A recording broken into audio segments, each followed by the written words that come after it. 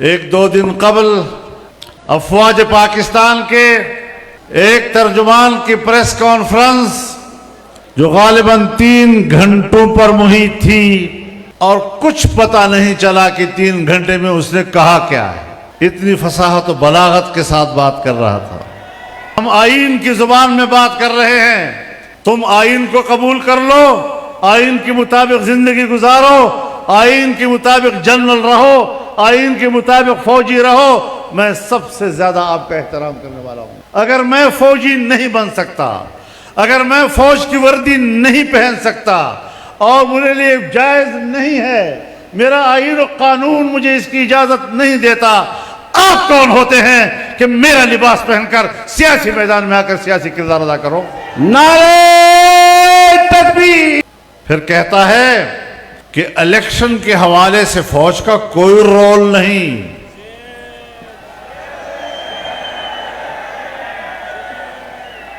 میں بھی آپ کو بتانا چاہتا ہوں کہ آئین میں، قانون میں، رولز میں کوئی رولز نہیں ہے کہ فوج سیاست میں بات کرے، اور میں بھی مانتا ہوں کہ آئین اور قانون کے روح سے تمہارا کوئی رول نہیں، لیکن یہ سارا رولا ہی تیرا ہے، یہ رولا تیرا ہے۔ کہتا ہے فوج پر تنقید کرنا یہ ملک سے بغاوت ہے، فوج پر تنقید کرنا یہ تو ملک کے خلاف بات کرنی ہے۔ ہاں میں بھی جانتا ہوں کہ فوج میری ریاست کی محافظ ہے، لیکن جب آپ آئینی آرٹیکل کے مطابق حلف اٹھاتے ہو فوج میں شامل ہونے کے وقت کہ میرا سیاست سے کوئی تعلق نہیں ہوگا، میں سیاست میں کوئی حصہ نہیں لوں گا، پھر جس وقت تم سیاست میں حصہ لیتے ہو تو پھر تم اس وقت پاکستان کے فوجی نہیں رہتے، اس لیے میں تم پر تنقید کرتا ہوں۔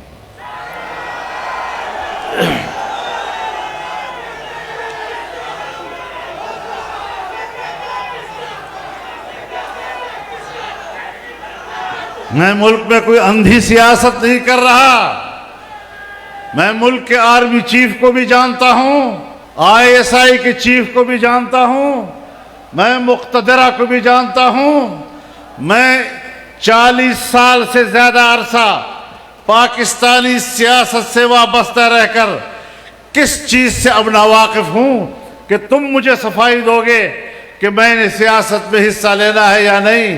میرا دعویٰ آپ کے خلاف یہ ہے کہ تم نے سیاست میں حصہ لیا ہے، اس کے بعد تم پاکستان کے فوجی نہیں رہے کہ میرے اوپر تمہارا احترام لازم ہو۔ ہاں واپس فوجی بن جاؤ، جہاں سے نکلے وہی کھڑے ہو جاؤ، میں آپ کے شانہ بشانہ کھڑا ہو جاؤں۔ شاید یا تم نے مجھے نہیں پہچانا یا میں نے تمہیں نہیں پہچانا، لیکن مجھے پوری طرح اطمینان ہے کہ میں نے آپ کو ٹھیک سمجھا ہے۔ مجھے آپ کے بارے میں اپنی رائے دینے میں کوئی کسی قسم کا تردد نہیں ہے۔ میرے محترم دوستو، پاکستان کے قیام میں تمہارا کوئی رول نہیں۔ پاکستان کو پاکستان کے ہندوستان کے مسلمانوں نے بنایا، عوام نے بنایا، قربانیاں دی، اور ان قربانیوں کے نتیجے میں پاکستان بنا ہے، اور پاکستان کا جھنڈا تم نے نہیں لہرایا، پاکستان کا جھنڈا ہم نے لہرایا ہے۔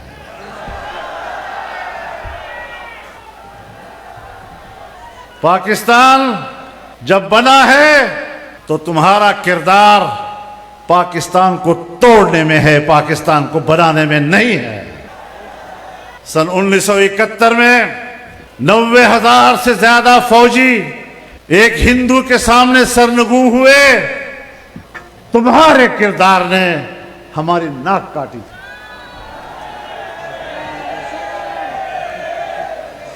تمہارے کردار نے قوم کے سروں پر ذلت اور رسوائی کا ٹوکرا رکھا تھا۔ ہم بھی آپ کو جانتے ہیں اور آپ بھی ہمیں جانتے ہیں، اور تم اگر وردی پہن کر مجھ پر کوئی روب ڈالنے کی کوشش کرتے ہو تو میں آپ کو بتانا چاہتا ہوں کہ تم سارے مل کر بھی میرے جسم پر روح تک نہیں رینگتی۔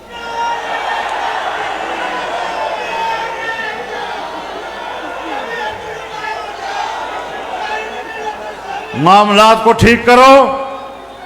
ہم اس لیے آئے ہیں کہ آپ کو بتائیں کہ معاملات کو ٹھیک کرو، سیاست سے دستبردار ہو جاؤ، اپنے پوزیشن پر واپس چلے جاؤ۔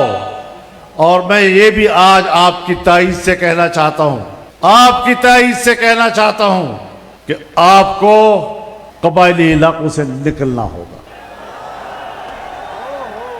آپریشنوں کے نام پر ہمیں اپنی خیر خواہیاں مت دکھاؤ۔ تم نے 2010 سے آپریشن شروع کیے، آج 2024 ہے، 14-15 سال ہو گئے۔ ہمیں امن دینے کے نام پر قبائل کو تباہ و برباد کر دیا، قبائلوں کی عزتوں کو تباہ و برباد کر دیا، قبائل کے شملے تم نے گرا دیے، قبائل کی پگڑیاں تم نے اچھال دی۔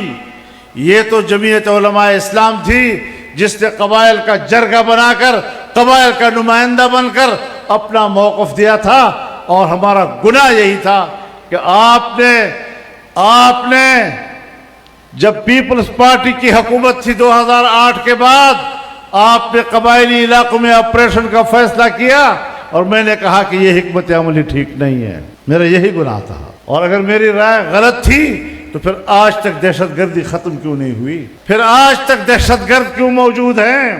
تم نے افغانستان کی سرحد پہ باڑ لگایا، خود باجوہ صاحب نے مجھے کہا کہ اب ہم نے باڑ لگا دیا ہے، کوئی شخص نہ ادھر جا سکے گا نہ ادھر آ سکے گا۔ تو 40,000 لوگ ادھر گئے، 20 سال وہاں لڑے، اور پھر تمہارے باڑ کو اڑا کے واپس آ گئے۔ آج پھر میری زندگی کیوں خطرے میں ہے اگر آپ میرے واقعی محافظ ہیں تو؟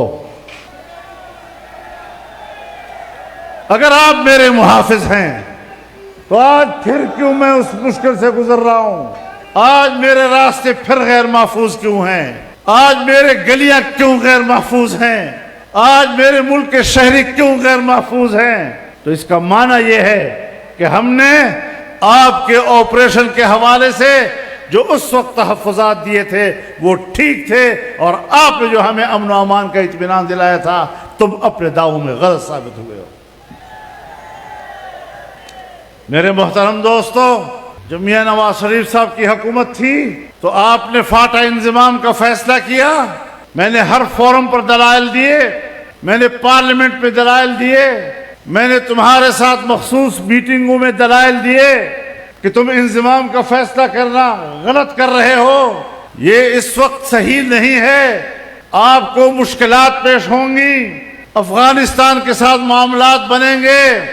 لیکن ہماری بات نہیں مانی گئی، اور ہمارا گناہ یہی تھا کہ ہم نے ایک ایسی بات آپ سے کہی جس کو آپ نے ہمارے ساتھ میٹنگوں میں تسلیم کیا، اور پھر جب آپ مان گئے میرے ساتھ 4 پوائنٹس پر اتفاق کر لیا تم لوگوں نے، تو پھر کیوں میرے پاس پاکستان کے اندر ڈیوٹی دینے والا ایک امریکی افسر میرے گھر خود کیوں آیا؟ پھر وہ مجھے کیوں پوچھتا ہے کہ آپ کیوں مخالفت کر رہے ہیں؟ پھر وہ مجھے کیوں کہتا ہے کہ آپ کو انضمام کرنا پڑے گا؟ اب میں یہ فیصلہ آپ کا مانوں یا تمہارے آقاؤں کا مانوں؟ میرا گناہ یہ تھا کہ میں نے فیصلے سے اختلاف رائے کیا تھا، اور میں نے آپ سے کہا تھا کہ جو کچھ تم کر رہے ہو غلط کر رہے ہو، آج جاؤ آپ خیبر پختونخوا کے لوگ بہتر طور پر فاٹا کے حالات کا جائزہ لے سکتے ہیں۔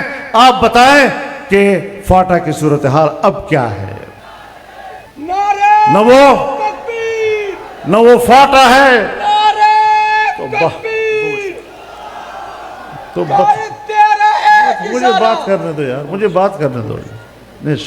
میں بات کرنا چاہتا ہوں کہ آج میں آپ سے پوچھنا چاہتا ہوں کہ فاٹا کے عوام کہاں کھڑے ہیں؟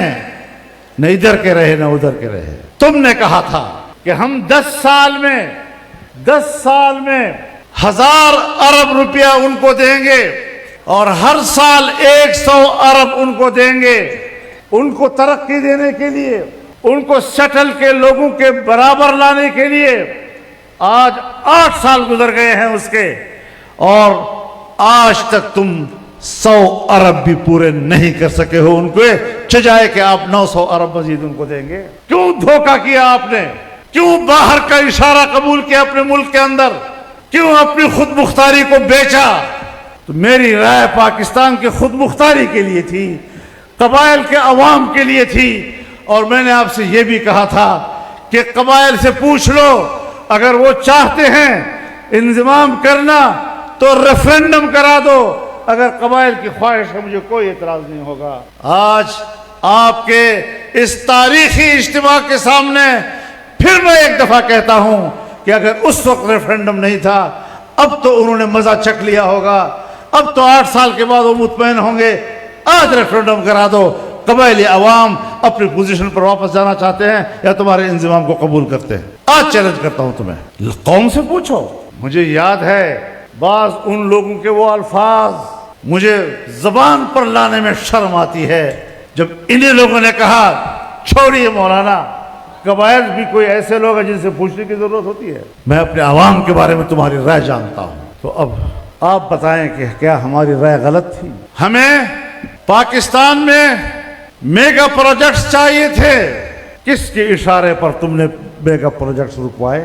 मैंने आपसे ये कहा था कि रेकोडेक जो बलोचों की मिल्कियत है उस पर कानून साजी जायज नहीं, कि आप 18वीं तरमीम की मुखालफत करके आप रेकोडेक को बैनुल अक़वामी कंपनियों के हवाले करें, उसके मफादात को आप बेचें और बलोच लोगों को और बलूचिस्तान के लोगों को आप महरूम करें। मैंने तो यही जुर्म किया था कि अपने कौम के पश्तूनों और बलोचों के हक की बात की थी, और तुमने फैसला कर लिया कि ये शख्स हर मरहले पर हमारे फैसलों में रुकावट बनता है। मेरे फैसले भी तारीख पे लिखे जा रहे हैं, मेरी राय भी तारीख के औराक पे रकम हो रही है, तुम्हारे फैसले भी तारीख के औराक पे हो रहे हैं। तारीख फैसला करेगी कि तुमने कौम से गद्दारी की थी, तुमने कौम को बेचा था, उसके मफाद को बेचा था, और तारीख लिखेगी कि इस शख्स ने अपने कौम और अपने बच्चों के हुकूक की हिफाजत के लिए आवाज उठाई थी।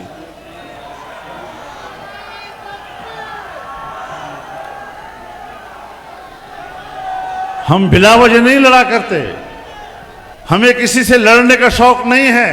और आप जानते हैं हम तकरीरों में गालियां नहीं दिया करते, हम तकरीरों में किसी का मजाक नहीं उड़ाते, लेकिन हम अपना नुक्ते नज़र वजाहत से पेश करते हैं। हम अपना नुक्ते नज़र पेश करें तब भी तुम नाराज।